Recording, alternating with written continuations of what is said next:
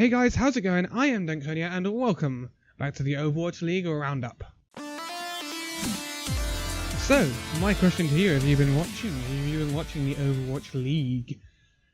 We have had our first week of fixtures and it has been a massive week of fixtures. Some real interesting results came through in the end. So, let's start off the results, shall we? On Thursday, January 11th, GMT, obviously, we got 5 games. Now, it will be different for different locations because obviously different time zones and all that. But these all fell on the Thursday GMT time. And the first game was San Francisco Shock taking on the Los Angeles Valiant. This I expected to be an interesting game. I thought the Valiant would win it. But I thought Shock might take a map of them. As it occurred, they didn't. Valiant stormed the Shock. They beat them 4-0. The Valiant looked stronger than first anticipated. There was a rare point B hold on Numbani for Valiant. That's something you rarely see in Overwatch, let alone Pro Overwatch. After that, we got the second LA team, the Gladiators. They took on the Shanghai Dragons. Another 4-0. The Gladiators took Dragons apart. The Dragons are looking like they have got a few problems right now. They're a small roster, and they haven't turned up, as we will see later on. It was just kind of, they were outplayed. Hydration for the Gladiators played Doomfist on defense of Dorado, first point. Very interesting. That was very interesting, and he worked the Doomfist very, very well. So I would expect that from Los Angeles Gladiators in the future. May see a bit of Doomfist come out from Hydration. It's a real interesting one.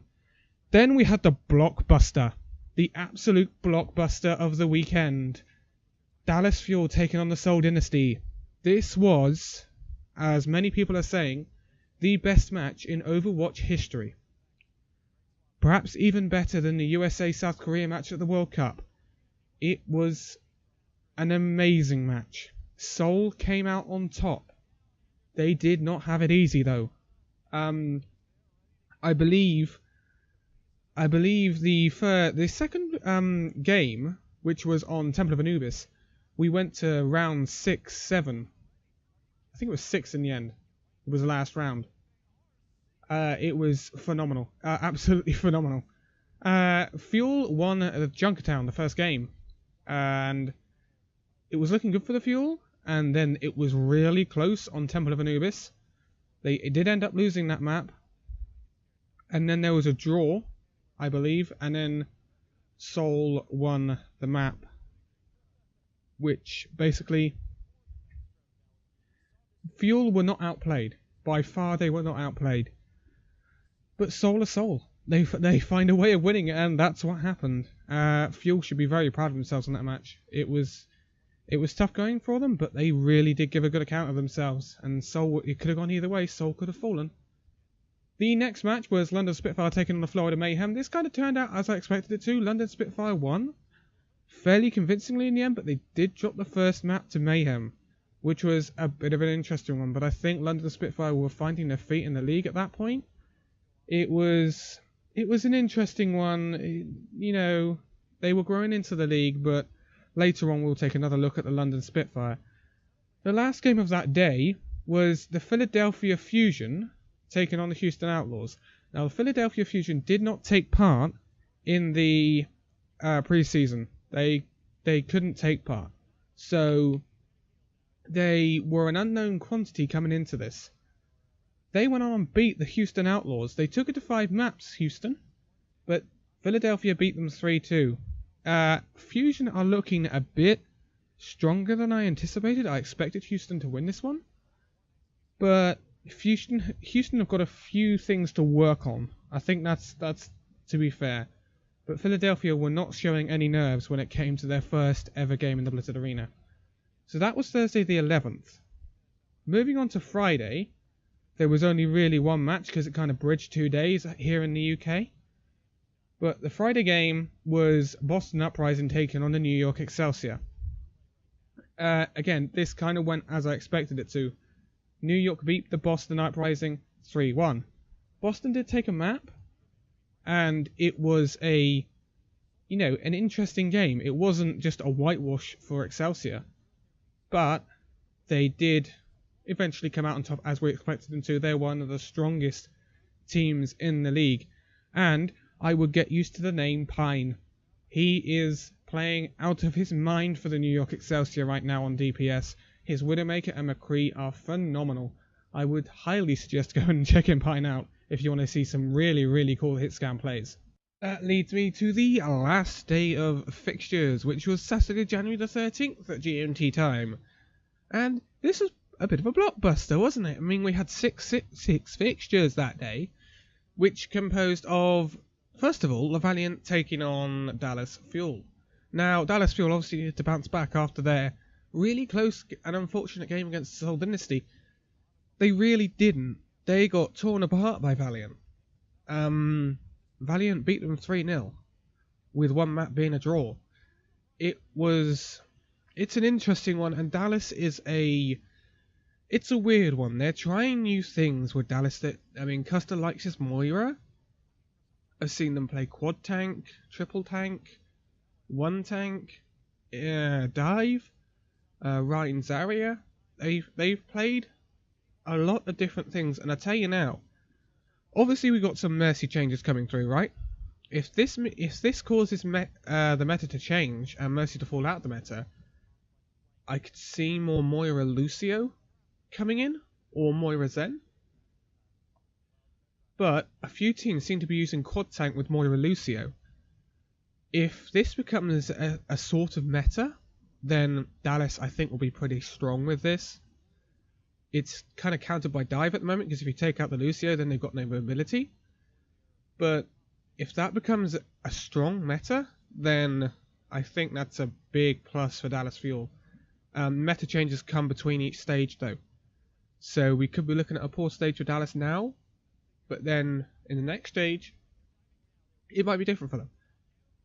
Then we had the Florida Mayhem taking on the Boston Uprising. Boston thrashed them 4-0. Florida again with some issues.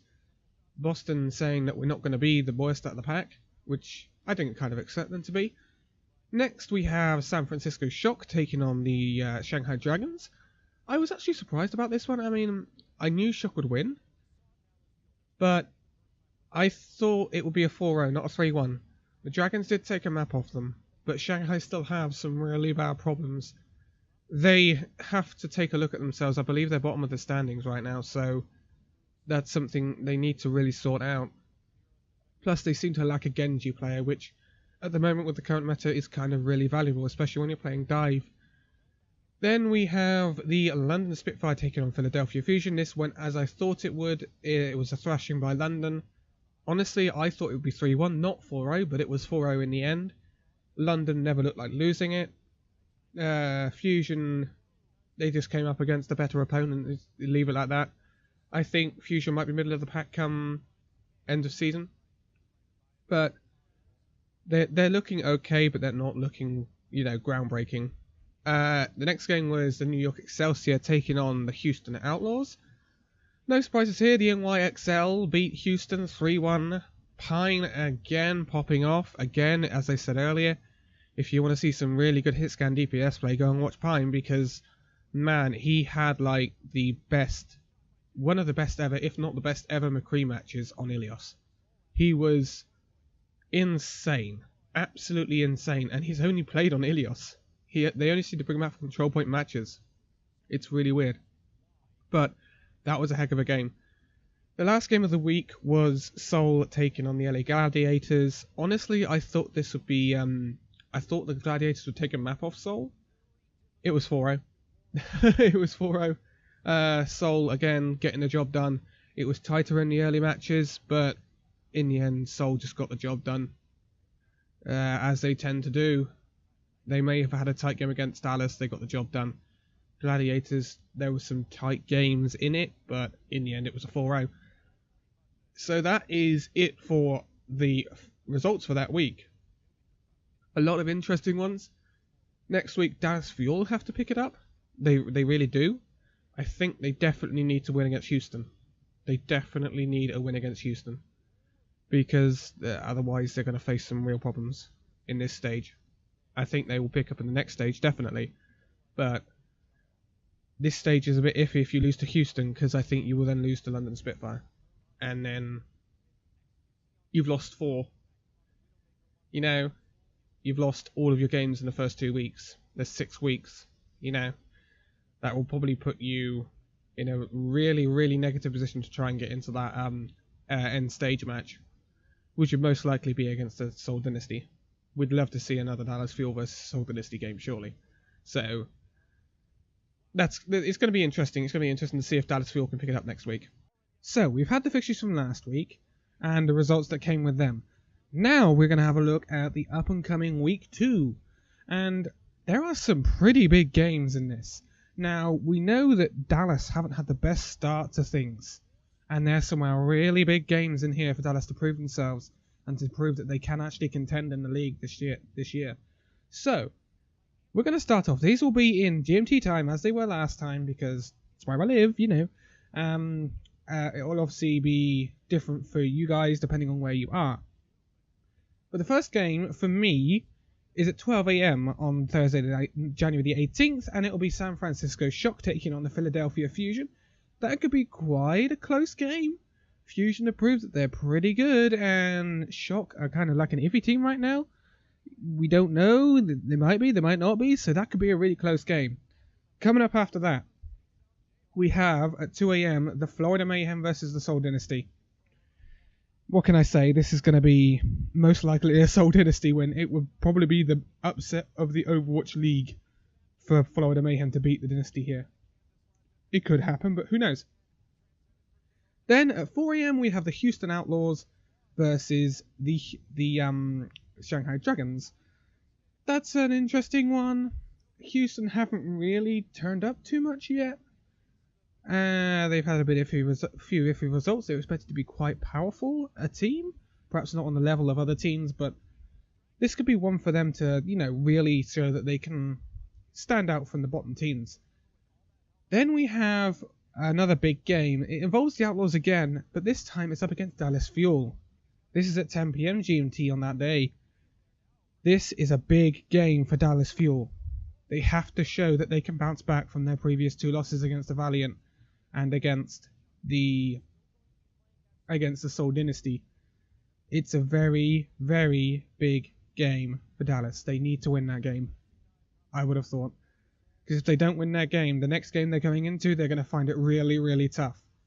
Moving on to the next day, Friday, January the 19th at 12 AM, we have the NYXL, New York Excelsior, taking on the Los Angeles Valiant. This is another big game of the week as well.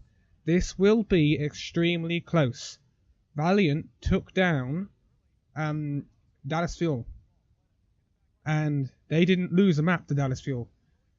NYXL are considered to be one of the strongest teams in the competition. This is a big opportunity for Valiant to show if they are real contenders this season. They're looking pretty good at the moment. This will be a big game. I'm expecting it to be really, really close. 2 AM that day, after that game, there will be the Philadelphia Fusion taking on the Los Angeles Gladiators. Now, I would have thought the Gladiators would win this one. The Gladiators have been fairly good. They haven't been quite at the top level, but they've been fairly good. But Fusion could cause an upset here. So this could be another close game. Moving on to the next day, we have Saturday, January the 20th, and at 12 AM we have the Seoul Dynasty taking on Boston Uprising. Again, I think it's going to be a pretty easy week for Seoul. I think we've got to say that. They will most probably beat the Boston Uprising. It's whether Uprising could take a map off them or something. Then we have a big game at the bottom of the league right now. Shanghai Dragons taking on the Florida Mayhem at 2 AM. That's a massive game. 2 teams that, Shanghai Dragons have just not turned up. They have some big problems right now. This could be a game for them to finally get a win on the board. If they can't do it against Mayhem, I can't see them doing it. It's to be honest, until they do something to change things. So that's a big game. You think that's a big game? The 4 AM game is London Spitfire taking on the Dallas Fuel. This is massive. This is a massive game for that week. It's probably one of the biggest games of the week, if not the biggest game of the week. It's a big teller for each team. London Spitfire went 4-0 against Fusion, but they dropped their map against Mayhem. So Spitfire is still feeling their way into the league. Dallas Fuel have had an atrocious start. Yes, they really did stand up to the Seoul Dynasty, but they did lose, and then they got taken apart by the Valiant. So we need to see something from Dallas against the Houston game. And this is what I'm saying. If Dallas lose the Houston game, I would fear for Dallas going in against the London Spitfire. I think that's going to be a real big problem for them if they lose against Houston. If they lose to Houston, I could see them going 4 games down in the league. That's a massive deficit at the start of the league. It's massive. And I think that would probably end.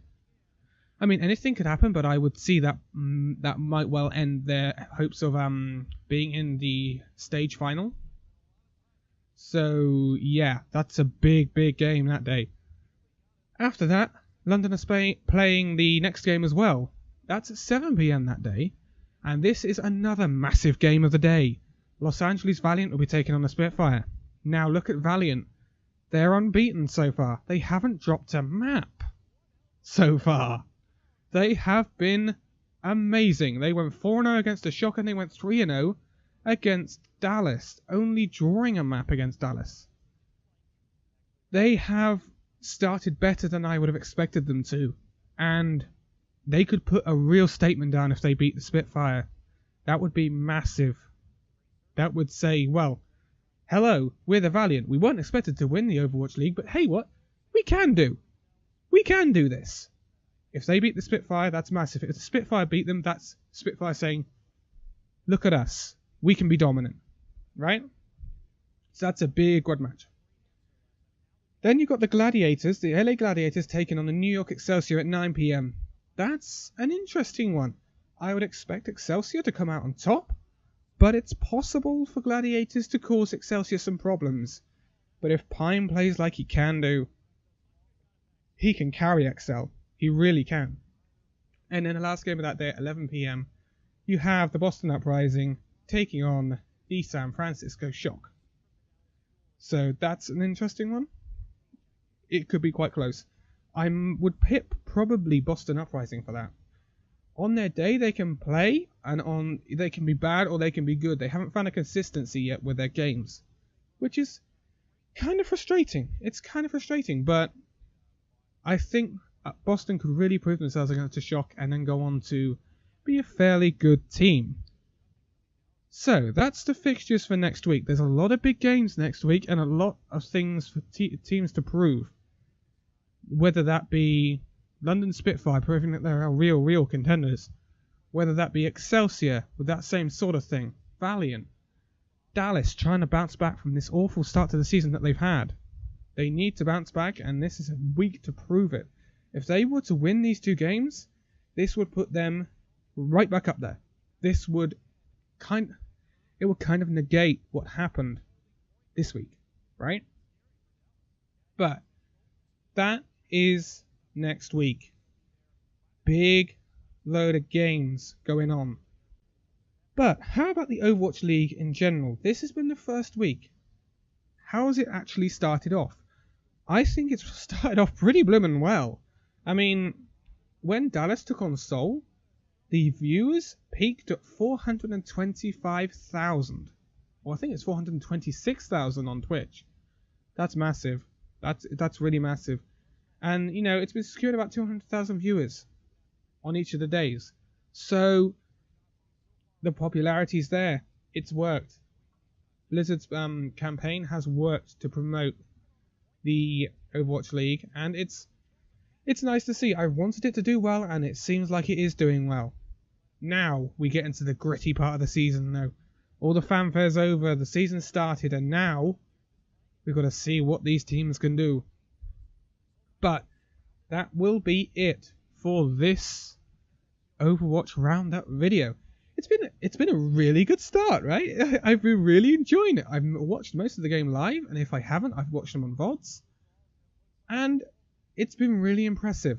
Really impressive. The show that Blizzard and the Overwatch casters and that have been putting on has been fantastic. There's been those few teething issues, but not as many as there was in preseason. And it's looking really professional, really cool, really good. And I can't wait for more of it. But for now, thank you guys for watching this second edition of the Overwatch Roundup video. I will be back next week, next Sunday to be precise, for the results from week 2 and the fixtures for week 3. But until then, thank you guys for watching.